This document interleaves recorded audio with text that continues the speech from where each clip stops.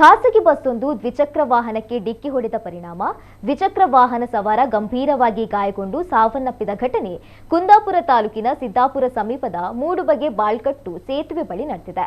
80 ವರ್ಷದ ವೃದ್ಧ ಬಸವನಾಯ್ಕ ಮೃತ ವ್ಯಕ್ತಿ ಸಿದ್ದಾಪುರದಿಂದ ಕುಂದಾಪುರದತ್ತ ಸಾಗುತ್ತಿದ್ದ ಖಾಸಗಿ ಬಸ್ ಅಂಪಾರು ಕಡೆಯಿಂದ ಶಾನ್ಕಟ್ಟು ಸಮೀಪದ ತಮ್ಮ ನಿವಾಸದತ್ತ ತೆರಳುತ್ತಿದ್ದ ಬಸವನಾಯ್ಕ ಅವರು ಚಲಾಯಿಸುತ್ತಿದ್ದ ದ್ವಿಚಕ್ರ ವಾಹನಕ್ಕೆ ಡಿಕ್ಕಿ ಹೊಡೆದಿದೆ.